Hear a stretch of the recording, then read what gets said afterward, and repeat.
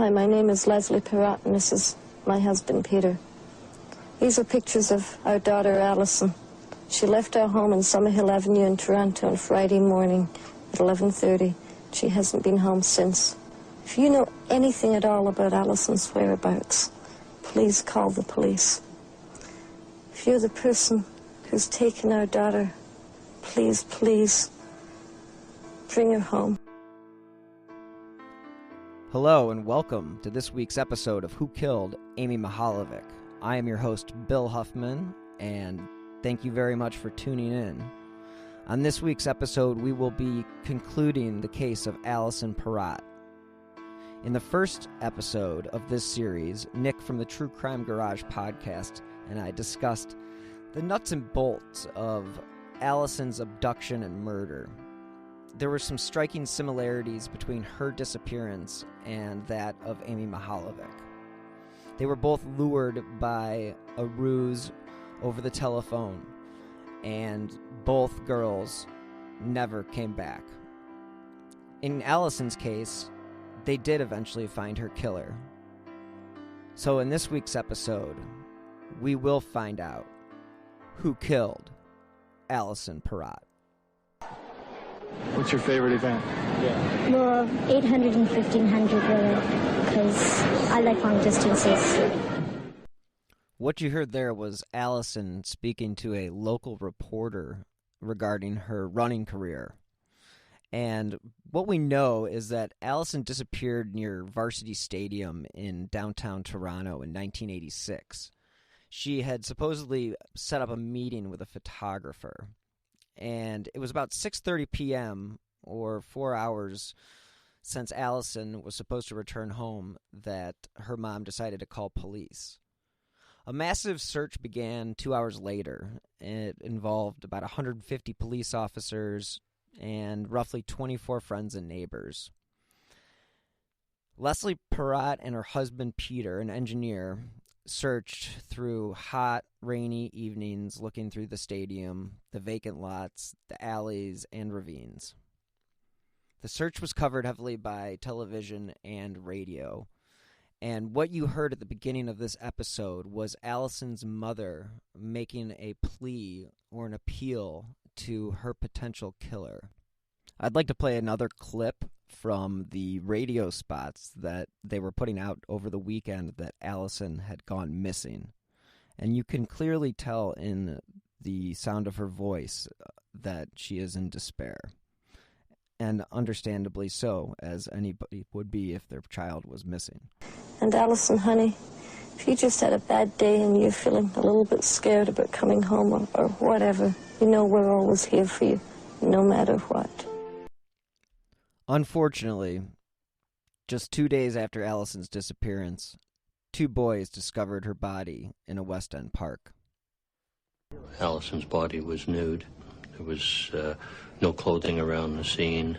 There was no evidence on the body, as I recall, that would indicate that this may or may not be the scene of her death.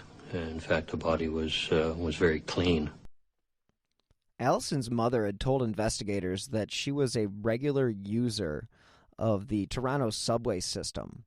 So after the discovery of her body, the police assigned 60 officers to search all of the garbage that had been collected in the subway system since July 25th.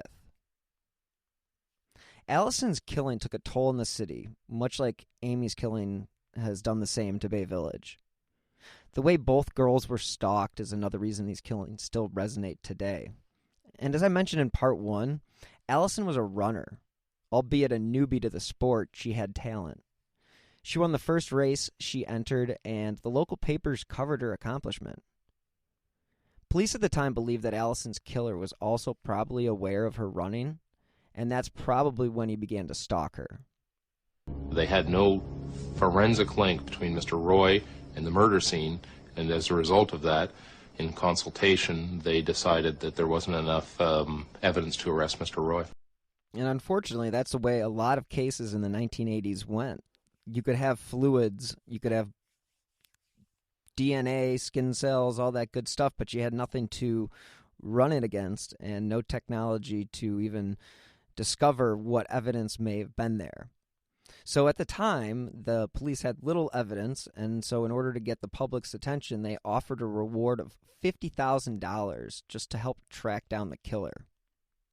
And again, as I mentioned, the DNA technology didn't exist in 1986, but as I mentioned, there were fluids found on Alison's body.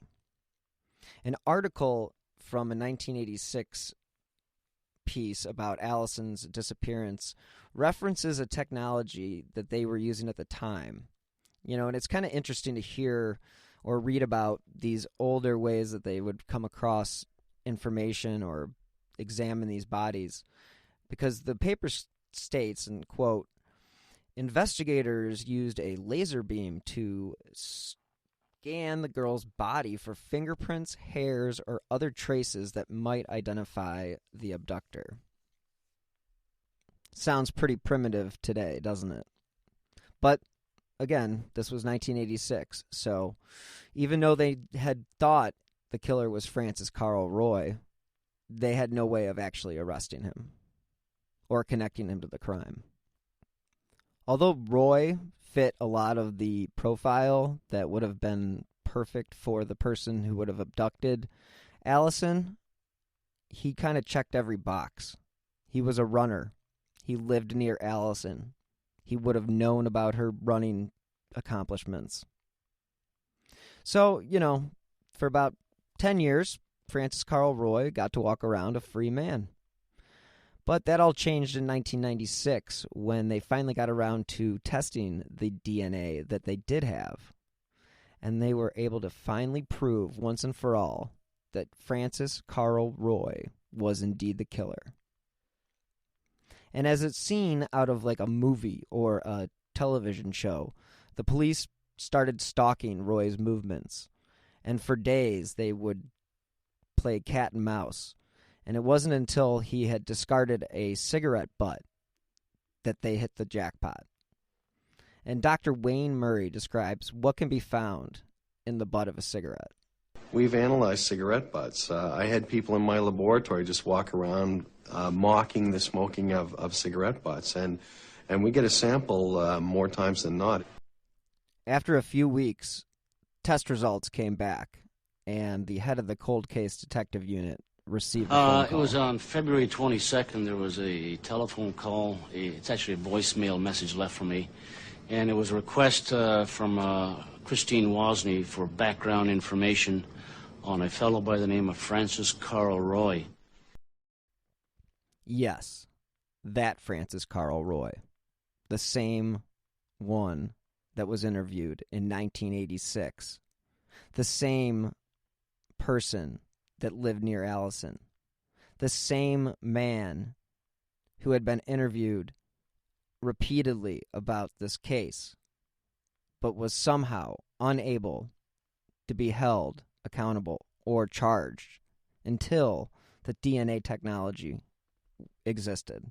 I received a pager call I received the message on my pager, rather, from Pam Newell, and the message was, Vic, you got him. This is where the case gets a little too graphic, and I'm going to do my best to skirt around the actual defense that Francis Carl Roy used, but I will have to get into a little bit of what he did claim. And as Nick said at the end of the episode last week, or I should say 2 weeks ago, he'll let me discuss this part, because it is pretty gross. So let's at least start with the interrogation tapes and what he had to say the day that he was arrested 10 years after Alison was found dead. Before we get started with a few things I want to discuss with you, would you like a coffee? Yes. Okay, regular? Mm-hmm. Thank you. Just a tiny bit of cream. Tiny cream? Cold case detectives at this point are pretty confident that they have their guy stuck in a corner, and he will eventually talk.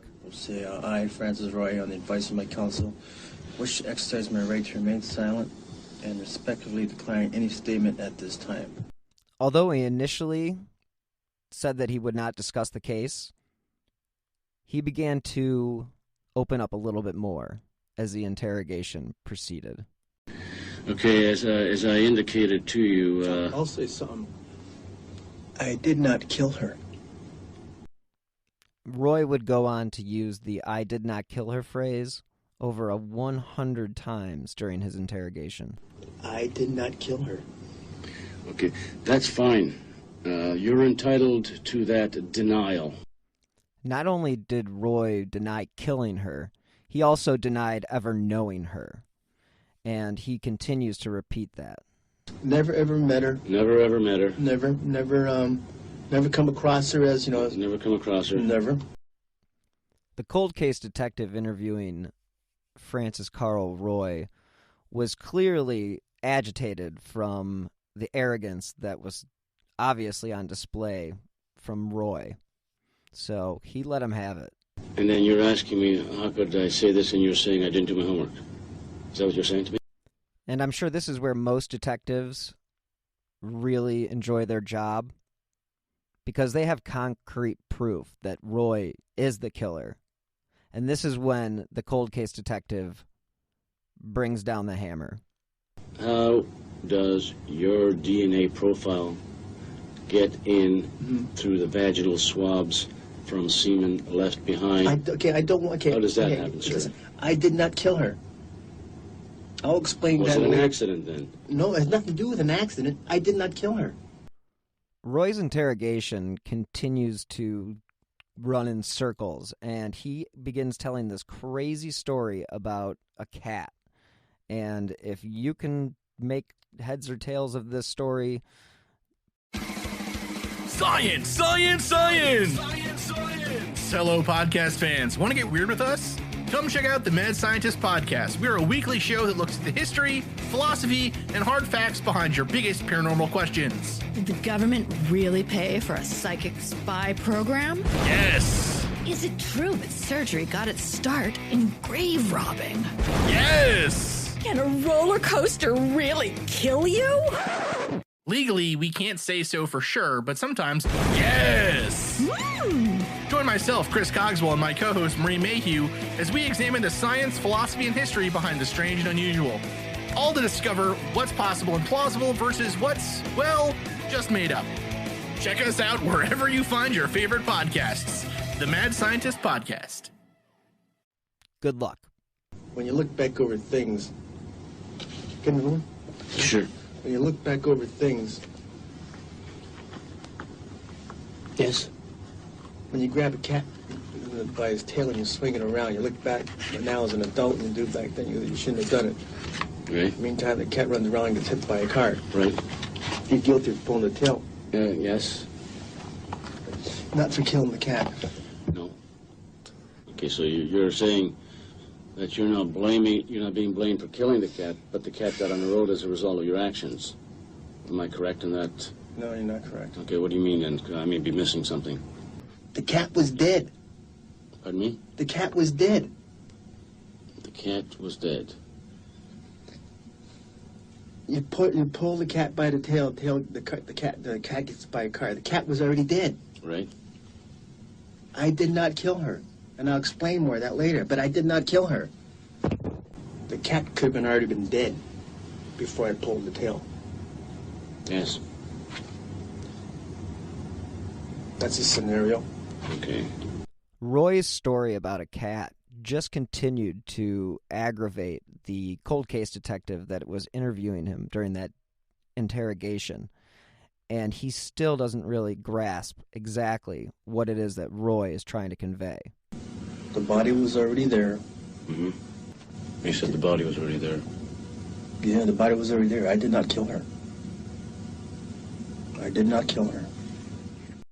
This explanation of coming across Alison's body is just incomprehensible. But that does not stop his defense attorney from bringing that explanation to trial with a very disgusting caveat. This is where things start to get a little bit too graphic, and as I said before, I will do my best to minimize this ridiculous defense, But Roy's lawyer did try to raise the possibility that the police had charged the wrong man. So Roy's explanation for the DNA was that he discovered Alison's naked body in a park and then molested her. And Roy's lawyer knew that this was going to be a challenge in court. I was concerned both by the fact that somebody might say, well, this is ridiculous, but moreover that it's disgusting. And the concern there is they may think, well, if you're pervert enough to do that. You get the hint. The defense was a little out of control. And the fact that he was able to take this to trial put the Parrott family through this ridiculous defense is a disgrace enough. But the fact that it took the jury 5 days to reach a verdict, that must have been a little unnerving for the family. It turns out the jury wasn't actually told that Roy had twice been convicted of rape or that both victims were teenagers. And another item the jury was unaware of is that one of his previous victims was abducted and bound, much like that of Alison. So, after those 5 days of deliberation, Francis Carl Roy was found guilty of the first-degree murder of 11-year-old Alison Parrott. On the courtroom steps, Leslie Parrott, Alison's mother, addressed the media briefly. Needless to say, we are deeply relieved that this day has come. Just about 8 years ago, Alison's mother, Leslie, gave an interview to thatchannel.com, and I'm going to play you an excerpt from that interview, and it gives you a little bit of insight in how somebody can handle and move on and deal with tragedy. September 28 was my Alison's birthday.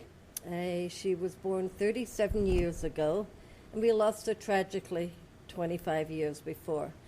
And I just got moved, and I often do, mention her on Facebook.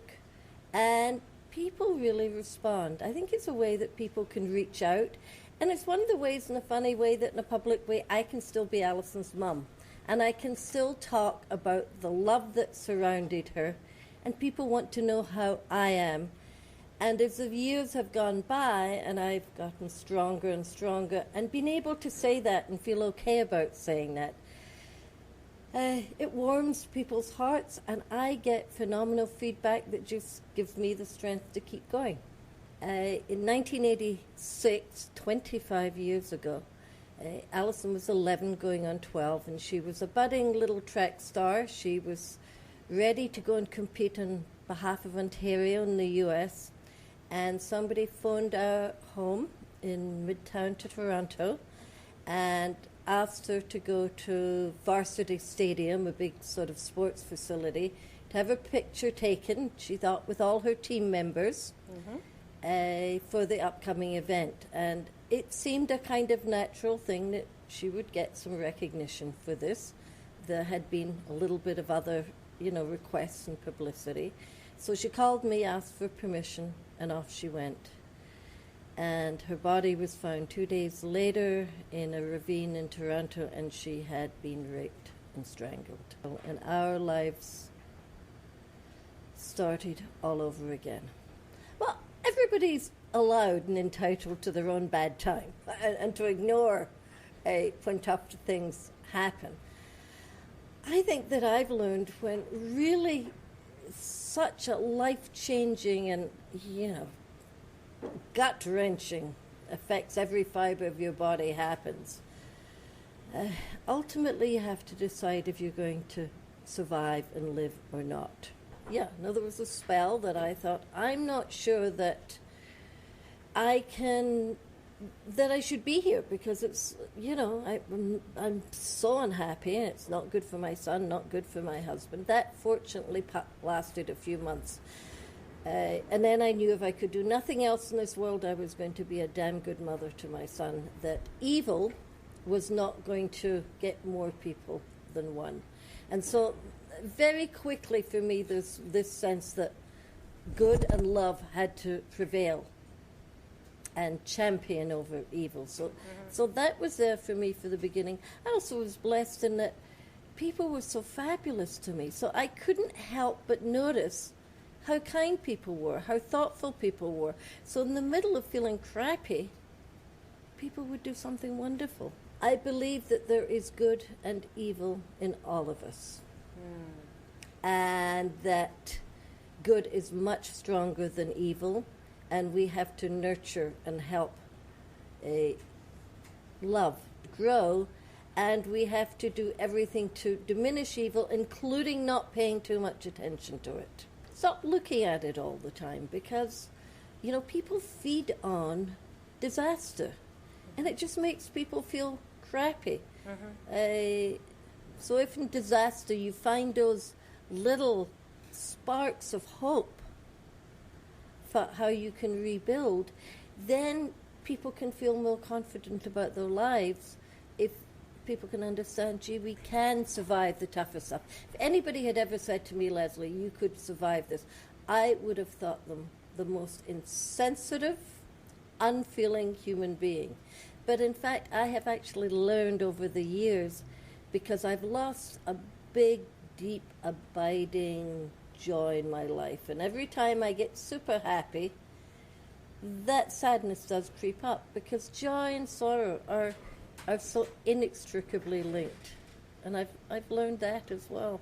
So I don't take joy for granted, and when I get sorrow, I now know that joy can be around the corner if I allow it to be. Yeah, I think the great secret of mental well-being, and I'm not the only one that ever says this, is the ability to live in the present. It's all about living in the present. What I say, and like you, I've done a lot of work and a lot of thinking around resilience. You know, what I think is, first of all, you've got to know yourself. Know your own personality, because how are you going to respond, react, what you're going to need.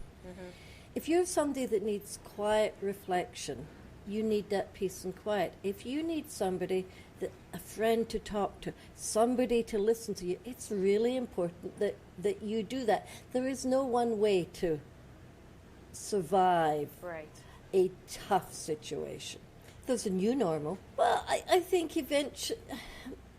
Well, I think there was a line in the sand for me. Nothing was going to be normal. Our life was never going to be as it had been after we lost Alison. I got up the next morning, banged my head in the shower and said, Alison's dead. I mean, it had to be, for me, a fairly... There was no... When I say there was no looking back, of course, now I can look back and get all those wonderful, tender memories. 25 years. But it's taken time. She kind of grew back with me.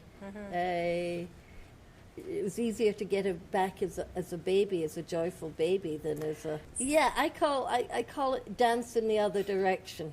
And this is personal or professional. And what I say is, first of all, you have to dig deep to know yourself. So what's your personality? What's your background? Know and keep yourself in sort of good shape. Keep your relationships in good shape. So, like keep your heart, your spirit. Keep your heart, your spirit, make sure you're living as good a, healthy a life. Yes. Then you have to acknowledge what's happened. It's not about being Pollyanna and saying, this never happened, and I've seen people try to do that. You have to take that time to acknowledge and absorb. So that's the A. The N is network for support. When tough times happen, you can't get in there alone. So you need to be ready to give support. You also need to be ready to share support.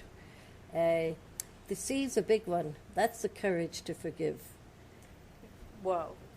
Courage to forgive. You're suggesting something pretty significant in terms of your daughter's life. So if you can't get to forgiveness to some place in your life so that you can, in my case, let go of the person who did this and not let this person rule me. Nice. And you have to forgive yourself, which is often even tougher. So that courage to deal with that forgiveness piece. And then it's about E, which is engaging in life. find the little joys in life every day. And when it's impossible, go out. You know, I will go out with my clients and sort of say, okay, I want you to come back and tell me 3 great things that happened yesterday. Leslie Parrott, you are making the world a better place. Well, I hope so. The world is a pretty amazing place. You just have to have your eyes wide open. And choose it. Yes, and your heart open. Yeah. In your dance, can you just go over the DANCE? Yeah. D stands for? Dig deep to know yourself. A? A is to acknowledge and absorb what's happened. N? N is to network for support. C? Courage to forgive. E? E, engage and enjoy. And in my experience, that C one is the toughest. That's the toughest. Yeah. But it's the one that reaps the biggest rewards. Yeah. It sets you free. Wonderful daughter called Alison who brought an awful lot of love to the world, and I just want to keep doing that with and for her.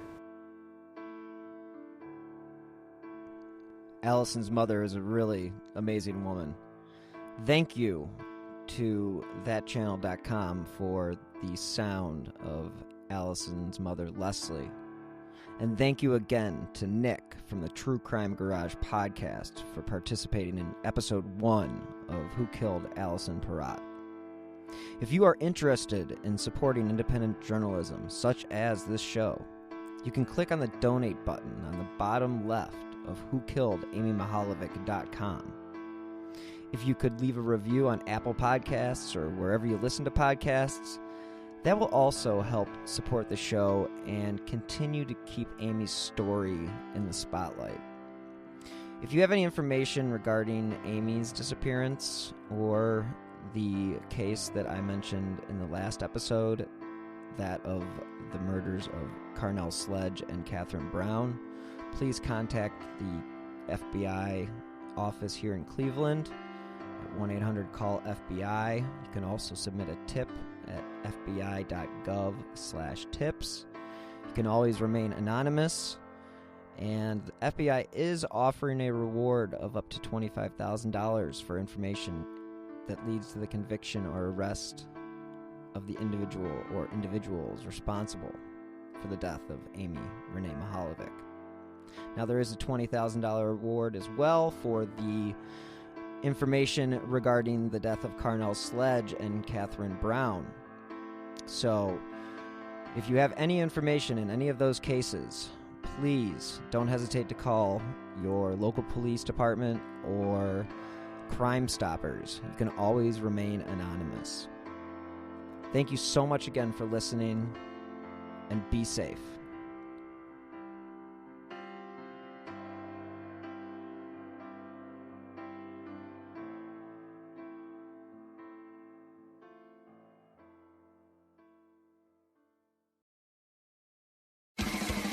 Science, science, science! Hello, podcast fans. Want to get weird with us? Come check out the Mad Scientist Podcast. We're a weekly show that looks at the history, philosophy, and hard facts behind your biggest paranormal questions. Did the government really pay for a psychic spy program? Yes! Is it true that surgery got its start in grave robbing? Yes! Can a roller coaster really kill you? Legally, we can't say so for sure, but sometimes, yes! Join myself, Chris Cogswell, and my co-host, Marie Mayhew, as we examine the science, philosophy, and history behind the strange and unusual. All to discover what's possible and plausible versus what's, well, just made up. Check us out wherever you find your favorite podcasts. The Mad Scientist Podcast. Coming up on 5 Minute News, I'm Anthony Davis. You might think it's partisan because maybe it's critical of one side or the other, but it's not. It's just the truth. And I think that's also something that's kind of unusual for Americans listening to the radio or to podcasts, because the news landscape in the States has been so partisan for so many decades. So 5 Minute News is verified, truthful, independent, unbiased, and essential world news daily.